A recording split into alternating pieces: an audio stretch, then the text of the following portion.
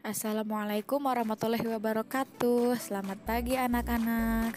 Alhamdulillah pada hari ini kita bisa melanjutkan lagi pembelajaran tematik. Nah, pada hari ini kita akan mencoba berlatih gimana nih caranya kita menyelesaikan soal pembagian, tapi soalnya ini berbentuk soal cerita. Oke, kita langsung ke contoh soalnya ya. Nah, contoh soal yang pertama, soalnya itu di kelas 2, buku cerita terdapat 35 buah. Akan dimasukkan ke dalam 5 laci. Masing-masing laci disimpan buku sama banyak. Berapa isi buku cerita dalam masing-masing laci? Nah, sekarang bagaimana ya caranya kita agar bisa menyelesaikan soal cerita tersebut? Yang pertama, anak-anak harus paham dulu maksud dari soal cerita tersebut. Nah, dari yang dijelaskan soal tadi, ada 35 buku cerita yang akan dimasukkan ke dalam 5 laci masing-masing sama banyak. Kira-kira satu laci dapat berapa buku ya? Berarti cara menghitungnya adalah 35 buku cerita dibagi 5 laci. Artinya berarti sama dengan 35 dibagi 5.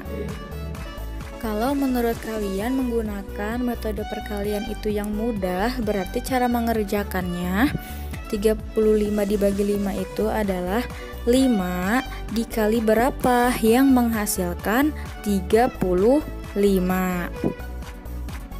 Ternyata 5 dikali 7 yang hasilnya 35. Maka hasil 35 dibagi 5 sama dengan 7. Karena 7 dikali 5 hasilnya 35.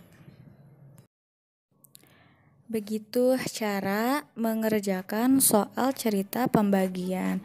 Untuk lebih menguatkan pemahaman kalian lagi, kita coba soal yang kedua ya.